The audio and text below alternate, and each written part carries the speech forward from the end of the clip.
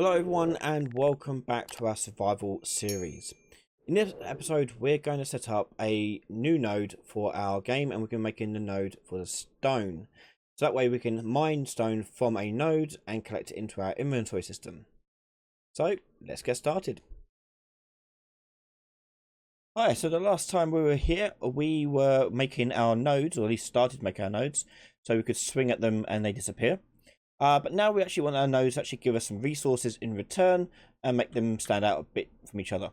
So in our nodes folder, we have got the parent node. We're going to make a child of this, and we're going to call this one node stone. And the first thing we need to do is change its mesh. So I've got some meshes I want to use in here, but feel free to use any sort of mesh you like from the Megascans library, or even something from the marketplace. Totally up to you, or even make one yourself. It's even more so. So when this loads up, there we go. I'm going to change this mesh over to a stone mesh that I've got from this stylized forest pack, which I'll link in the description below so people can get access to this as well. It's fairly cheap. Okay, so I'm going to use one of these stones over here. We'll use this one. I'm going to drag that up and put it into my asset here. Now immediately it's going to be the wrong size and shape and material and all that because it's coming from the cube.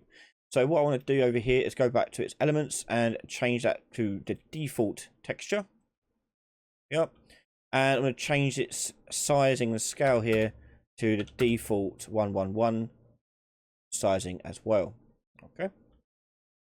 And there we go. We compile and save that. And that's all we've got to really worry about in here. We're going to go to the damage table over here, and we're going to keep it as pickaxes 2. Everything else will leave as 1. Maybe make the scythe do less. We'll do 0.5 maybe. And none will do 0.1. So very little. And that is our stone for the node. So we'll just drag that in. Node stone. Whoa, way too big. Okay, so we're going to scale that down. That's just because of the mesh I've used. So we'll go into there. And we'll set that up to be a bit smaller. Like that, and we'll scale it down to 0.5 and see how that looks in the world. Any better? Oh, a bit smaller still. Let's try 0.15. 0.15. 0.15. That's a bit better. So that's the sort of size we want to look for. Similar to what we had for our starting cube mesh. There we go. And we can rotate this around and do different things with it each time we place one of these. Totally up to us. But there we go. Okay, so there is our stone. And every time I hit it, I want to give the player a reward of stone material. Now, as we've carried on from our inventory series, we've already got an item database. So we're going to go into that by going into our inventory folder, and you'll see item data. We're going to go in there, and we're going to add the item for our stone. Let's just name the row here stone, and we'll just give this some information. Stone description. This hardy material is used for many constructions. Thumbnail. Let's take a look at what thumbnails we have. We have icons. I have nothing. Wait, I'll put another one in later. Actually no, we'll get one now because I need it to actually show it actually working, so bear with me. We're going to go to gameicons.net where we've got the apple from, and we'll just look for stone, and we'll just take one of these. Let's go for this cube like one here. I'm just going to download that. It is, and we'll put that into my content drawer.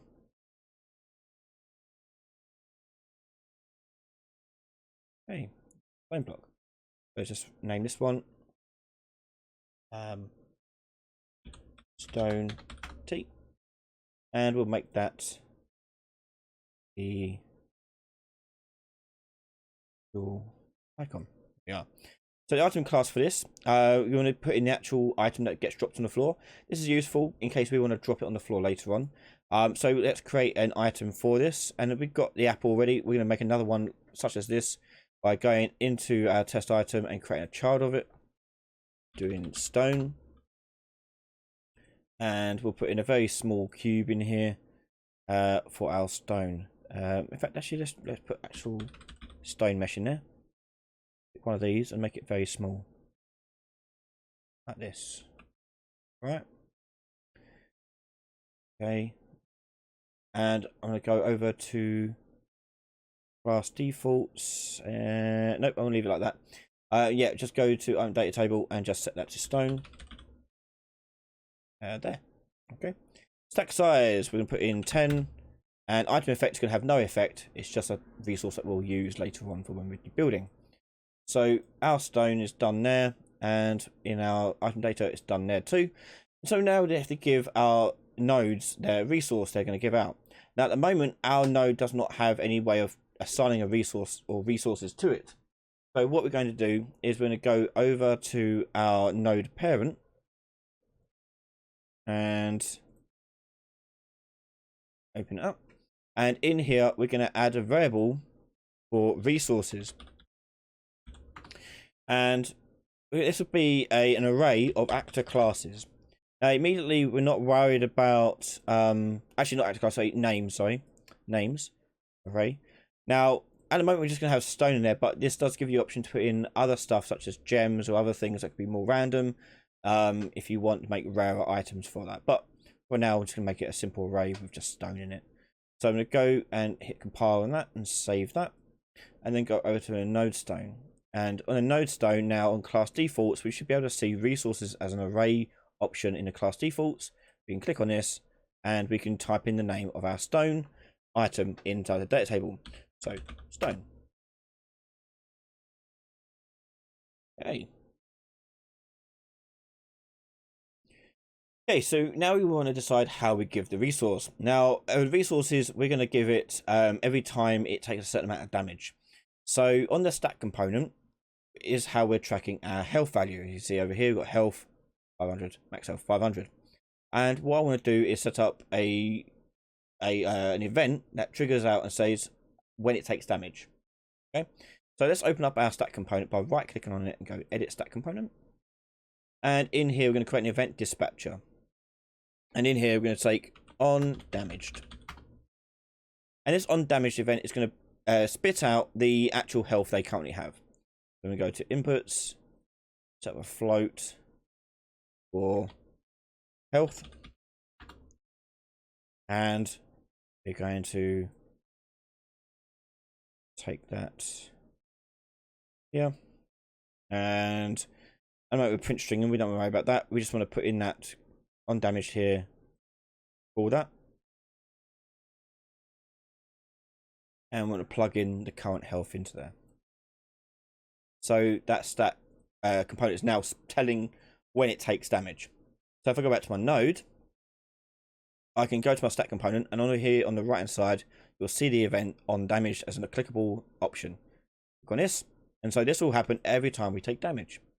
So we want to check to see if the health value has reached a certain threshold in order for us to give the player a piece of stone. So the way this is going to work is that it's going to start at 500. As we take damage, if it goes down to 400, so it's lost 100, it's now going to give one piece of stone. Now, if it goes down to 300, it will give the next piece of stone. Now, the issue with this is we need to know how much damage this thing has taken in order for it to accumulate and give an item. So I just realized I want to also not just spit out health, but also the amount of damage it's taken. So let me just go back to the stat component and add onto our inputs the amount of damage that was just recently dealt. Oh, that probably have to refresh this. Yep. And damage is going to be this value here, which I can just drag out and search for value. Get that value there. Okay. So now I have damage coming out as well. So what I'm going to do is add up this accumulated damage. So let's take this and add this to a new variable. We'll do accumulated damage. And what we're going to do is when this damage value is added on, we're going to then check to see if this has reached a certain threshold, in this case 100. We're going to do greater than 100.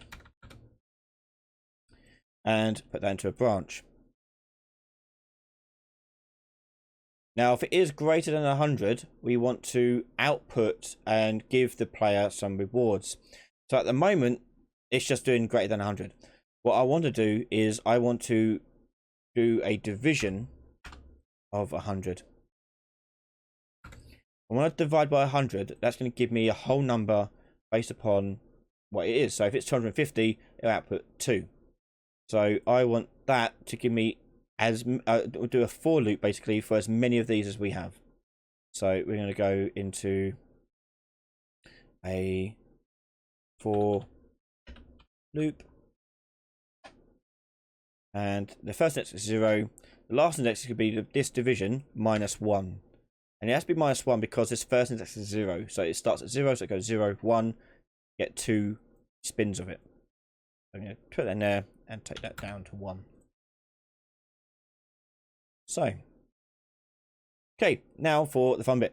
On the for loop, we now need to reward the player that resource. So we're going to go get the player character, and we're going to drag that out and get component by class. By class, there we go. And in there, we're going to search for our inventory component. And that inventory component then has the function add to inventory. There. And now all we have to do is give it the item ID. So the resources, we're going to drag this out and do get it's not get, so we do random array item. There we go. And we'll put that into the item ID. Quantity we'll put as 1. Okay. Now, if you're ever going to just have one resource, no matter what, and you're never going to have like rarities or anything like that, you can forgo the for loop and just plug in this truncated value into the quantity, and you'll be fine. But there, that's all we need to do there. Compile and save that. When it's completed the for loop and it's finished adding resources to the player, we need to get rid of the accumulated damage back down and take away the value that has happened here. So what I want to do is I want to take this value. Again, this is the accumulated damage. In fact, I'll just take the accumulated damage out here and set the accumulated damage here. Made a mistake there. I should have put that here to begin with. And I don't want to drag from these points anymore. I want to drag from this point. Yeah. Like so. Okay. And the reason why is because if we keep dragging from this way, it's just going to keep adding the values together. We don't want to do that. We just want to take the accumulated damage once, and that's it. So if dividing it will give us the whole number, we want to get the remainder of it.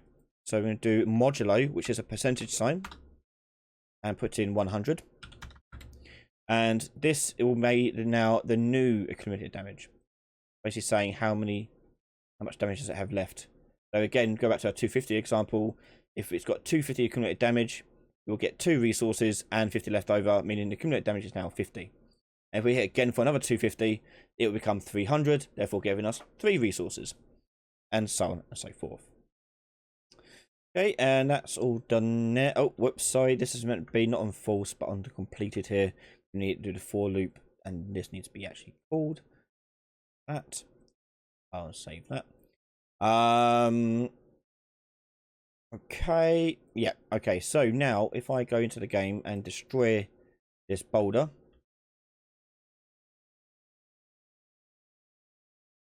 and go to my inventory, you can see I've collected some resources. And there you go.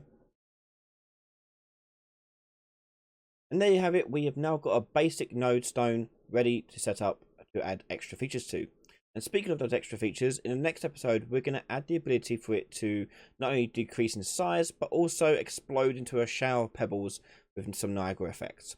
You can watch the next episode right now over on patreon.com/Ryan Laley, where you can watch all my videos early from just $1 a month. Massive thank you to all my Patreon members and YouTube members for their continued support. If you're watching this and you're not yet subscribed, hit the subscribe button and it would be very much appreciated. Thank you very much for watching, and I'll see you next time. Bye everyone.